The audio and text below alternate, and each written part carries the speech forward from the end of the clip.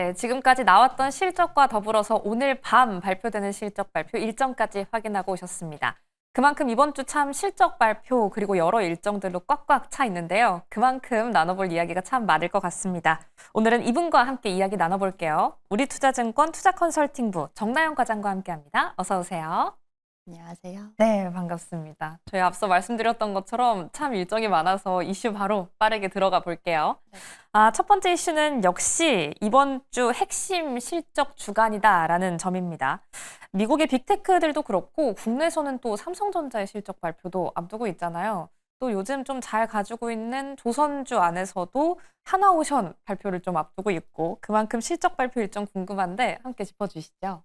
네, 앞에서 말씀해 주신 것처럼 이번 주 미국의 매그니피센트 세븐 기업 중에서도 무려 4개 기업의 실적 발표가 몰려 있는 주간입니다. 실적 시즌 피크라고 볼 수 있겠는데요. 또 이제 미국 S&P 500 지수를 구성하는 기업들 중에서도 무려 180개 이상의 실적이 발표가 될 예정이기 때문에 이 실적만으로도 굉장히 바쁜 한 주다라고 볼 수 있겠습니다. 앞에서도 말씀드렸던 것처럼 매그니피센트 세븐 기업 중에 4개 기업 실적 발표가 예정이 되어 있는데요. 한국 시간 기준으로 목요일 새벽에 마이크로소프트 그리고 메타 플랫폼즈의 실적 발표가 예정되어 있습니다.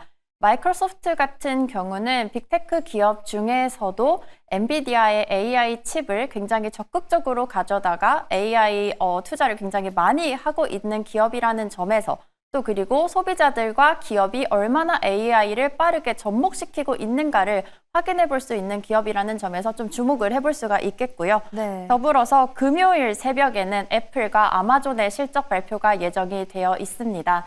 우리나라 전체 시가총액에서 IT 관련 기업의 비중이 굉장히 큰데요. 이 애플의 아이폰, 웨어러블 기기 관련된 부품주들 관련해서 좀 지켜보면 좋을 것 같습니다. 또한 아마존의 실적 발표도 예정이 되어 있다라고 말씀을 드렸는데요. 아마존 같은 경우는 최근에 엔비디아 AI 칩에 대한 수요가 이제는 조금 둔화되는 것이 아니냐라는 우려가 있을 때 엔비디아 이제 데이터 센터 대표가 나와서 우리의 계획에는 차질이 없다라고 언급을 해주면서 다시 한번 이 엔비디아의 주가가 상승하는 계기를 만들어주기도 했죠. 이렇기 때문에 이번 실적 발표에서도 앞으로도 아마존이 이 데이터 센터에 대한 투자 계획에 차질이 없는지 얼마나 이 AI 수요가 지속될 수 있는지와 관련해서 지켜보면 좋을 것 같습니다. 네. 네. 추가적으로 또 짚어주실 부분이 있을까요? 네, 저희가 이제 빅테크 기업들을 좀 살펴봤다면 이번 주는 미국의 이제 소비와 관련된 기업들도 굉장히 많이 실적을 발표할 예정입니다.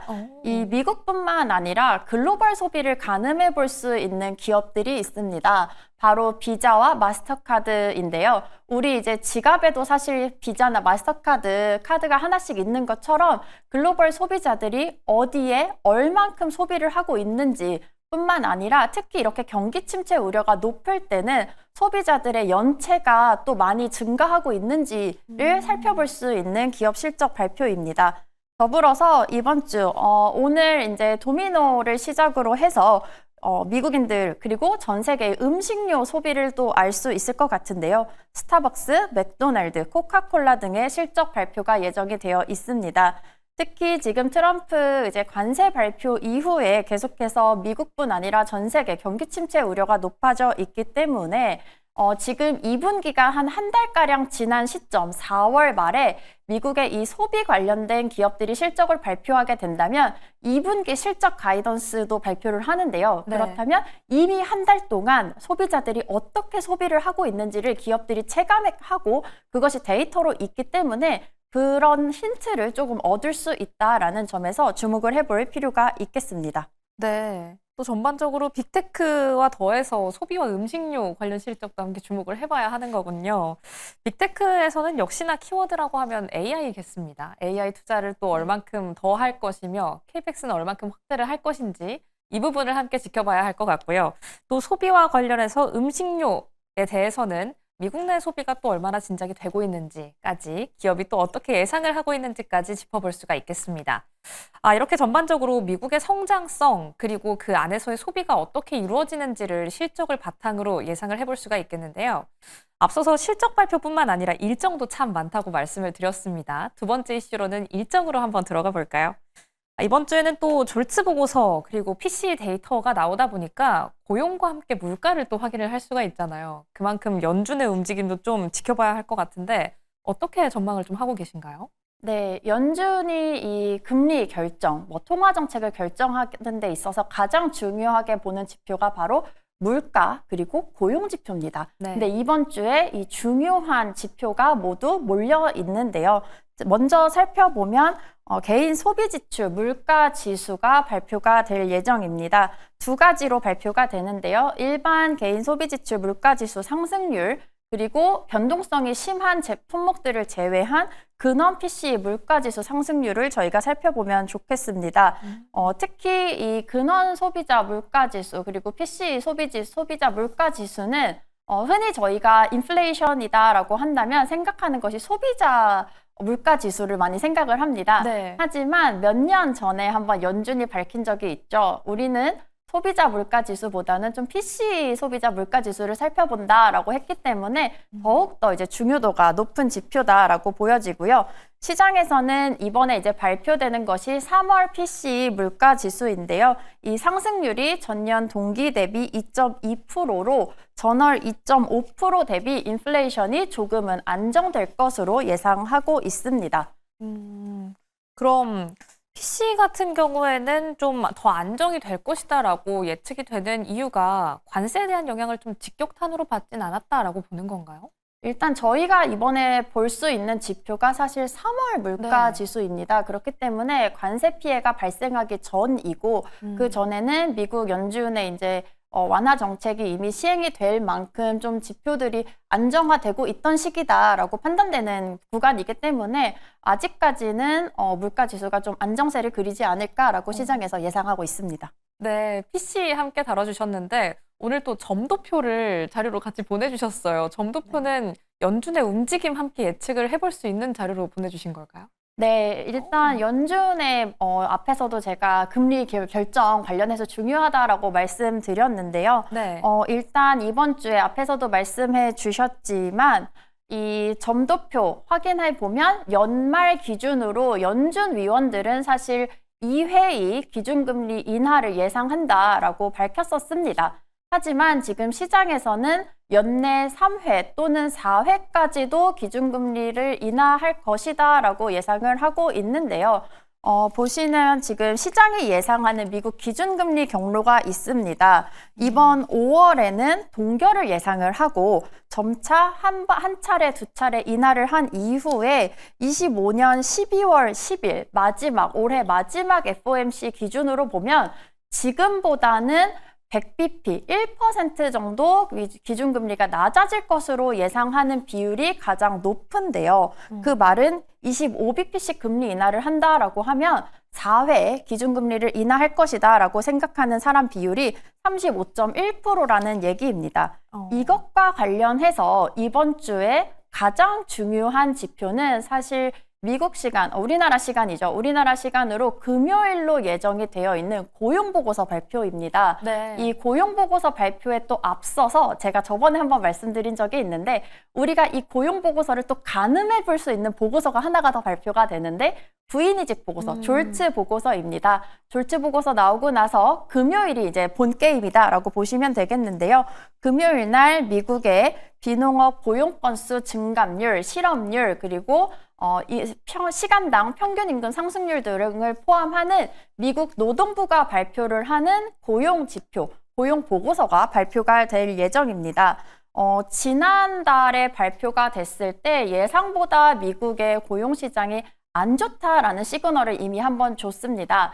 그렇고 또 여기에다가 최근에 연준의 월러라던가 파월 인사들이 우리가 이제 물가도 중요하지만 고용 지표를 좀 중요하게 보고 있다라는 좀 시그널을 주면서 특히나 지난달에 이렇게 고용 지표가 악화된 상황에서 이런 얘기를 했다라고 하는 것은 이번에도 만약에 고용 지표가 더 악화되는 모습을 보여줬을 때는 미국 연준이 금리 인하를 더 많이 할 수 있다라는 기대감이 굉장히 크게 올라갈 수 있는 지표다라고 생각을 합니다. 구체적으로 좀 살펴보면요. 네. 시장에서는 이번 4월에 비농업 부문 신규 고용 12만 3천 명 증가하면서 전월치 15만 5천 명보다는 조금 안 좋아질 것이다 라고 예상을 하고 있고요.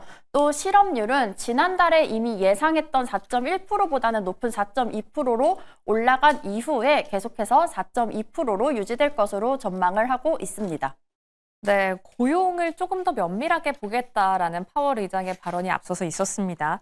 그만큼 좀 고용이 잘 안 나올 것이다라고 예측이 되고 있는 상황에서 과연 금리 인하의 향방은 어디로 갈 것인지 이번 주에 그 부분까지 실적과 함께 챙겨보면 좋을 것 같네요.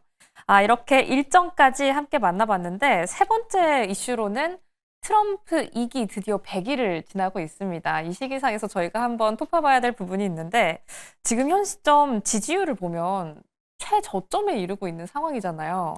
이게 초반에 관세 정책이 좀 진행이 될 때 이렇게 좀 세게 지르고 그 다음에 좀 카드로 쓰면서 수습을 하는 것이 트럼프 대통령의 방향성이다 보니 이런 카드로 쓰면서 수습하는 과정에서 지지율을 의식할 것이다 라는 예측도 함께 나왔었는데 이렇게 지금 최저점으로 달려가고 있는 지지율, 이제 관세 정책의 좀 향방이 달라질 때가 온 걸까요? 네, 이미 시장에서는 사실 지난주 트럼프의 관세 갈등은 정점을 이미 지났다라는 판단 속에서 시장이 좀 많이 반등하는 모습 나타났는데요. 이번 주에도 그 기조가 지속되지 않을까라고 예상을 해볼 수가 있습니다. 오는 4월 29일 트럼프 취임 100일을 맞이하게 되는데요. 이를 앞두고 주말 동안 트럼프의 지지율에 관련된 보도들이 굉장히 많이 나왔습니다. 무려 2차 대전 이후 역대 미국 대통령 중에 지지율이 최저 수준이다라는 집계가 나온 것인데요. 자신이 세웠던 기존의 최저치가 바로 2017년에 나왔습니다. 네. 그때가 42%였는데 이번에는 39%로 다시 한번 자기의 기록을 갱신하는 모습을 보여주고 있습니다. 특히 이 트럼프의 정책 부문별 지지율 변화를 보면 어느 부분에서 미국의 시민들이 가장 이 트럼프에게 실망을 많이 했는지를 좀 알 수가 있을 것 같은데요. 정책 부문별 지지율 보면 25년 4월 기준으로 인사, 책임감, 리더십 부분이 가장 낮고요. 이것은 어떻게 보면 트럼프의 좀 개인적인 부분에 대한 평가가 가장 낮다라고 보여지는 것이고요. 더불어서 이 경제 정책에 대한 지지율이 52%입니다. 그런데 트럼프가 취임하던 당시만 하더라도 정책 부문 중에서 오히려 시장에서 가장 지지를 많이 했던 것이 65%로 경제였거든요. 네. 근데 반대로 이렇게 경제에 대한 지지율이 많이 낮아졌다라고 하는 것은 아무래도 이번 4월에 나온 트럼프의 관세 정책에 대해서 시장에서 좀 많이 실망을 하지 않았나라고 추정을 해볼 수 있는 부분이고요. 실제로 이 미국 내에서도 트럼프의 관세 정책에 대한 반대의 어떤 시위라던가 목소리 그리고 정치인들마저도 많이 발언을 하고 있기 때문에 트럼프가 이제는 이 관세 정책에서 물러날 수밖에 없었다라고 이 정치적인 측면에서도 조금 생각을 해볼 수가 있겠습니다. 따라서 트럼프는 이런 이제 지지율에 대해서 자신의 정책이 틀리지 않았고 네. 나의 정책이 미국에게 이득이 될 것이다라는 것을 많이 좀 표현을 하고 아니면 정책의 변화를 가져오는 어떤 그런 모습을 보여줘야 할 것 같은데요. 실제로 제가 어젯밤에 이 자료를 작성하던 밤 10시에도 네. 트럼프가 자신의 SNS죠. 트루스 소셜에 하나의 게시글을 올립니다. 사실 이제 두 가지를 올렸는데요. 먼저 올린 것이 우리나라 국경은 지금 99.9%다라는 얘기를 합니다. 나의 이민 정책이 그만큼 효과적으로 발동을 했고 그렇기 때문에 기존에 수백 명, 수천 명의 이민자가 발생하던 국경에서 단 3건의 이민만이 발생했다라고 밝히기도 했고요. 바로 뒤이어서 이런 얘기를 합니다. 내가 한 이 관세를 부과함으로 인해서 미국 시민들은 소득세가 감소하거나 심지어는 면제될 수도 있다라고 하면서 나의 이 관세 정책, 나의 이민 정책이 그만큼 당위성이 있다라는 것을 좀 표현하려는 노력을 즉각적으로 좀 보여줬다라고 생각을 합니다. 그렇기 때문에 29일을 전후해서 어떤 이제 트럼프의 발언들 그리고 관세 정책과 관련된 변화들 지켜보면 좋을 것 같습니다. 네, 정말 이 소셜미디어를 참 잘 활용하는 대통령입니다. 네. 이 두 가지 포인트를 말씀을 해주셨어요. 이런 관세, 이런 정책의 방향성이 어디로 갈 것이냐를 두고 봤을 때 방향성 자체가 좀 유예되거나 좀 완화되는 기조가 보이느냐, 이거 한 가지. 그리고 두 번째는 미국 내 좀 여론을 의식하면서 나의 정책이 정말 효과적이다라고 어필할 수 있는 부분 한 가지를 말씀을 해주셨는데 이미 관세에 있어서 여러 국가들과 협상에 나서고 있는 만큼 방향성은 달라질 수 있다라는 부분을 충분히 보여주고 있는 것 같고 또 트루스 소셜에 남기고 있는 글처럼 나의 정책은 정당하다라는 부분을 계속 어필하고 있는 것으로 보여지고 있습니다. 트럼프 2기 취임 100일이 점점 지나가고 있는데요. 이 부분도 함께 짚어봤습니다. 그럼 바로 넘어가서 국내 증시 힌트도 한번 찾아볼까요? 월요일장 개장 전에는 어떤 생각을 가지고 좀 이번 한 주를 대비해 볼까요? 네, 이번 주 저희가 앞에서 살펴봤던 모든 일정들이 언제 집중되어 있는가를 한번 살펴보면 좋을 것 같습니다. 네. 가장 빠른 것이 수요일 날 삼성전자의 실적 발표가 있고요. 그날 밤에 미국의 물가 지표가 발표가 될 예정입니다. 그런데 이 삼성전자 실적까지는 반영을 한다 하더라도 미국 물가 지표가 나오고 났을 때는 이미 한국 시장은 끝났고요. 그리고 그 다음 날, 목요일 날 미국의 마이크로소프트나 메타 플랫폼즈 실적 발표가 새벽에 있겠지만 미국은 그날 우리나라 시장은 휴장이죠. 네. 근로자의 날로 휴장이기 때문에 사실 목요일 전까지 우리나라 시장은 좀 관망세가 짙어질 가능성이 높다라고 판단을 합니다. 그러고 나면 수요일 날 밤에 물가 지표, 목요일과 금요일에 빅테크 기업들의 실적들 확인하고 나서 금요일 장부터야 조금씩 좀 시장이 활발해지는 모습이 나타날 가능성이 높다라고 생각을 하고 있습니다. 다만 이제 그 중에서도 조금 이번 주에 가져가 볼 만한 테마를 생각해 본다고 한다면 네. 5월 초에 MSCI 정기 변경이 발표가 될 예정인데요. 지금 우리나라가 선진국 지수에 포함이 되느냐, 그리고 두 번째로는 어떤 기업들이 추가로 포함이 되느냐에 좀 시장의 관심이 쏠리고 있습니다. 그렇기 때문에 이번 주부터 주요 그런 이제 편입 기대가 높은 종목들을 중심으로 좀 선제적으로 매수세가 쏠릴 가능성이 있겠습니다. 네. 오늘 이번 주에 정말 많은 일정이 예정이 되어 있다라는 부분을 함께 짚었는데 그만큼 목요일까지는 좀 시장이 천천히 움직여주지 않을까 싶습니다. 금요일부터 다시 한번 활발해지지 않을까라고 예측 함께 해봤고요. MSCI 편입 편출까지 함께 다뤄주셨으니까요. 투자 전략에 꼭 꼼꼼하게 활용해 보시기 바랍니다. 그럼 오늘 도움 말씀은 여기까지 듣도록 하겠습니다. 지금까지 우리투자증권 투자컨설팅부 정나영 과장과 함께했습니다. 고맙습니다.